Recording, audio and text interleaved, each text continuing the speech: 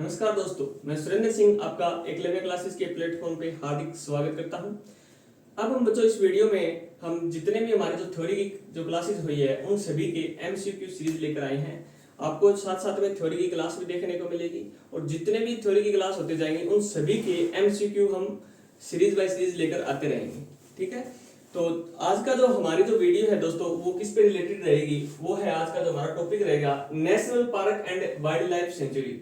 जितने भी दोस्तों अपने राष्ट्रीय उद्यान थे और वन्य जीव अभयारण्य थे दोस्तों, ठीक है, उनके जो थ्योरी की क्लास है बच्चों वो हमने डाल दी है और इसकी जो एमसीक्यू की जो सीरीज है वो हम आज लेकर आए हैं दोस्तों। ठीक है, तो चलो बच्चों देखते हैं आज का दोस्तों जो हमारा जो पहला क्वेश्चन है वो है सुल्तानपुर पक्षी विहार है दोस्तों, उसकी स्थापना है वो कब की गई थी। ठीक है, तो इसकी जो स्थापना है दोस्तों वो कब की गई है, वो की गई है दोस्तों 1972 में। ठीक है, कब की गई है दोस्तों 1972 में इसकी स्थापना की गई है। ठीक है, सुल्तानपुर जो पक्षी विहार है दोस्तों, ठीक है, सुल्तानपुर जो पक्षी विहार है इसके आपसे पूछा जा सकता है कि जो वास्तविक जो संस्थापक है वो कौन है, तो कौन है दोस्तों, वो है पीटर जैक्सन। पीटर जैक्सन, ठीक है, और ये किस देश से रिलेटेड थे, किस देश से इनका संबंध था दोस्तों, तो किस देश से था, इंग्लैंड से इनका संबंध था। ठीक है, दूसरा दोस्तों जो ये सुल्तानपुर पक्षी विहार है इसको राष्ट्रीय उद्यान का दर्जा कब दिया गया, ये भी क्वेश्चन काफी इंपॉर्टेंट है और बार बार पूछे जाने वाला क्वेश्चन है। ठीक है, और पीछे जो एग्जाम थे उनमें आया हुआ था कि सुल्तानपुर जो वन्य जीव अभयारण्य था या जो पक्षी विहार था उसको राष्ट्रीय उद्यान का जो दर्जा है दोस्तों वो कब दिया गया है, तो कब दिया गया है दोस्तों 1989 में। ठीक है, ये सभी बुक्स में आपको 1989 लिखा हुआ मिलेगा, लेकिन दोस्तों एचएससी है वो इसको आंसर क्या मानती है, इसका आंसर मानती है दोस्तों 1991। ठीक है, आपको दोनों चीजें ध्यान में रखनी है। अगर दोस्तों ऑप्शन में ये है तो आपको ये टिक करना पड़ेगा और ये है तो आपको ये टिक करना पड़ेगा। ठीक है, क्योंकि अपने को एचएससी के हिसाब से चलना पड़ेगा। ठीक है, चलिए नेक्स्ट क्वेश्चन देखते हैं। नेक्स्ट क्वेश्चन है दोस्तों अपना, सुल्तानपुर राष्ट्रीय उद्यान को जलीय पक्षियों हेतु आरक्षित क्षेत्र है दोस्तों वो कब किया गया था। तो सुल्तानपुर राष्ट्रीय उद्यान है ना दोस्तों, ये पहले बनने से पहले ये क्या था, पक्षी विहार था। ठीक है, इसे जलीय पक्षियों हेतु आरक्षित किया गया था दोस्तों राष्ट्रीय उद्यान बनने से पहले। ठीक है, तो ये है दोस्तों 1972, इसका आंसर क्या हो जाएगा दोस्तों 1972 में इसे सबसे पहले जलीय जीवों के लिए आरक्षित घोषित किया गया था। ये आपको ध्यान में रखना है। दूसरा दोस्तों आपसे पूछा जा सकता है कि सुल्तानपुर राष्ट्रीय उद्यान है इसकी स्थिति क्या है, ये कहां पर स्थित है, तो कहां पर है दोस्तों, ये गुरुग्राम जिले में। कहां पर स्थित है दोस्तों, ये गुरुग्राम जिले में ये स्थित है। और इसको दोस्तों और किन किन नामों से जाना जाता है। ठीक है, सुल्तानपुर जो राष्ट्रीय उद्यान है इसको किन किन नामों से जाना जाता है, तो दोस्तों lake bird sanctuary, lake bird sanctuary, और दूसरा दोस्तों इसको पक्षियों का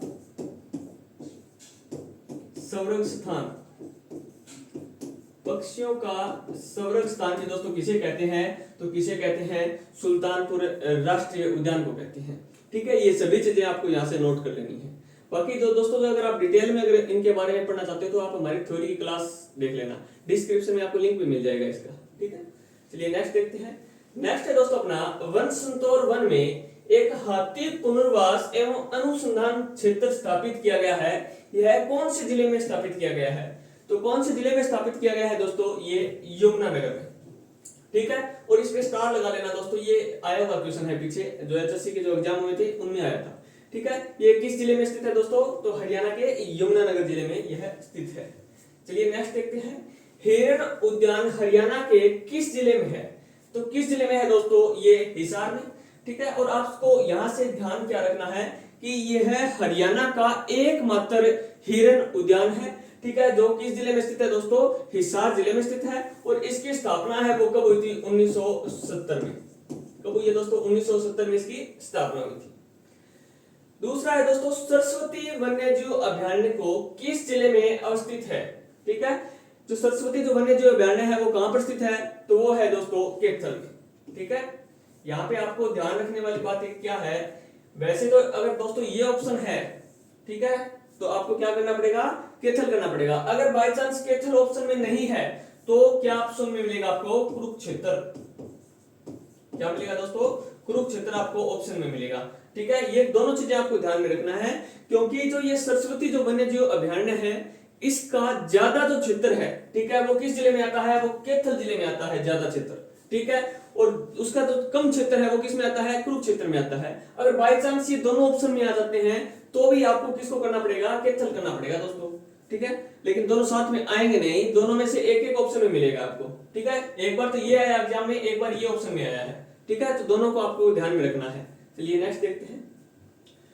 नेक्स्ट है दोस्तों, सरस्वती जो वन्य जीव अभयारण्य है वो उसको और किस नाम से जाना जाता है, तो किस नाम से जाना जाता है दोस्तों, इसको सोनसर वन। ये इंपॉर्टेंट है दोस्तों, ये इंपॉर्टेंट है कि सरस्वती जो वन्य जीव अभयारण्य है और उसको किस नाम से जाना जाता है, तो किस नाम से जाना जाता है दोस्तों, सोनसर वन के नाम से जाना जाता है।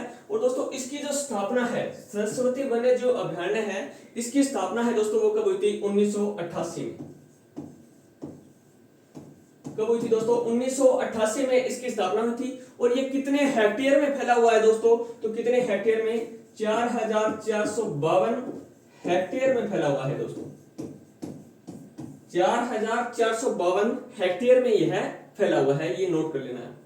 चलिए नेक्स्ट देखते हैं।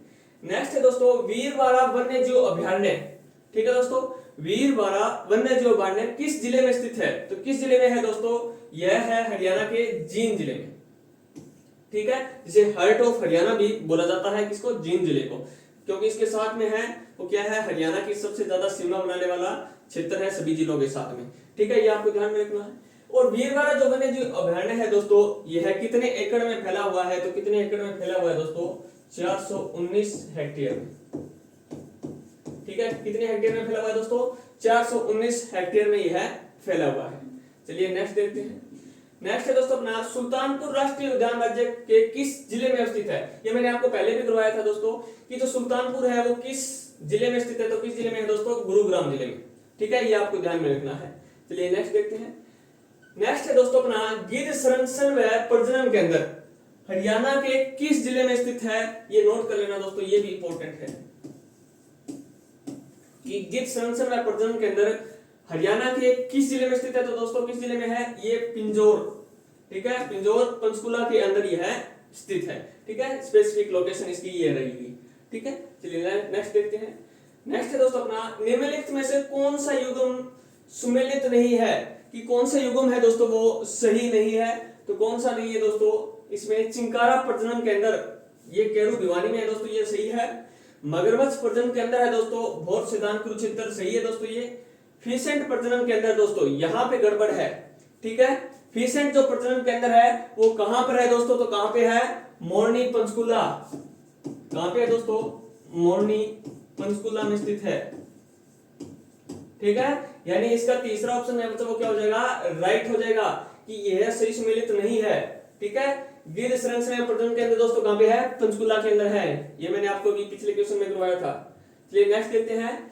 राज्य में रेड जंगल फाउल प्रजनन केंद्र है दोस्तों, वो कहां पर स्थित है, तो ये कहां पर है दोस्तों, ये पिंजौर पंचकुला में, ठीक है।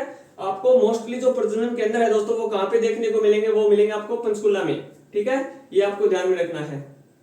चलिए नेक्स्ट देखते हैं। नेक्स्ट है दोस्तों निम्न में से कौन सा एक सुमेलित नहीं है, ठीक है, इस हिसाब से भी क्वेश्चन आएंगे आपसे कि आपको दे दिए जाएंगे चार ऑप्शन जिनमें से आपको सही सुमेलित नहीं पूछा जाएगा दोस्तों, इस वर्ड को आप देखना, ठीक है, क्योंकि यहीं से क्वेश्चन गलत होते हैं। अगर स्टेटमेंट हम सही से नहीं पढ़ेंगे तो हमारा क्वेश्चन गलत होने का चांस बढ़ जाएगा, ठीक है। इनमें से दोस्तों कौन सा युग्म है वो सही सुमेलित नहीं है, तो आपको देखना है इसमें कि जो नाहर वन्य जीव अभयारण्य है दोस्तों ये कहां पे है, रेवाड़ी में है दोस्तों, ये सही है बिल्कुल। भिंडावास वन्य जीव अभयारण्य दोस्तों ये झज्जर में है, बिल्कुल सही है। कलेसर वन्य जीव अभयारण्य दोस्तों ये भी यमुनानगर में है, सही है। वीर शिकारगढ़ दोस्तों ये गलत है, ठीक है, वीर शिकारगढ़ जो वन्य जीव अभयारण्य है दोस्तों ये कहां पे है, पंचकुला में है, कहां पे दोस्तों, पंचकुला में, ठीक है। कुरुक्षेत्र में कौन सा है दोस्तों, छिलछिला, कौन सा है दोस्तों, छिलछिला वन्य जीव अभयारण्य, कहां पे दोस्तों, कुरुक्षेत्र के अंदर कौन सा, छिलछिला वन्य जीव अभयारण्य। चलिए नेक्स्ट देखते हैं। नेक्स्ट है दोस्तों भिवानी चिड़ियाघर की स्थापना है वो किस वर्ष में की गई थी दोस्तों, तो किस वर्ष में की गई है, ये 1982, ठीक है, 1982-83 अगर आपको ऑप्शन में मिले तो वो हो जाएगा बच्चों इसका करेक्ट आंसर, ठीक है, 82-83 के सेक्शन में इसकी स्थापना की गई थी। चलिए नेक्स्ट देखते हैं। हरियाणा में वर्ष 1970 में हिरण उद्यान की स्थापना किस जिले में की गई थी दोस्तों? तो किस जिले में की गई है इसकी स्थापना? हिसार में। और यह हरियाणा का एकमात्र हिरण उद्यान है दोस्तों, ठीक है।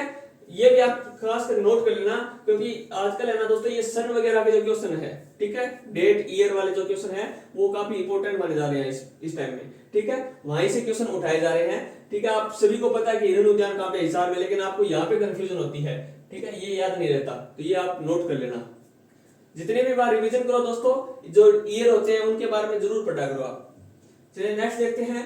नेक्स्ट है दोस्तों अपना भिंडावास वन्य जीव अभयारण्य है, वो हरियाणा के किस जिले में है? तो भिंडावास कहां पे है दोस्तों? झज्जर में, ठीक है। झज्जर के अंदर दोस्तों एक और भी है, भिंडावास है और दूसरा खप्पड़वास, ठीक है, दोनों कहां पे है? झज्जर जिले में है।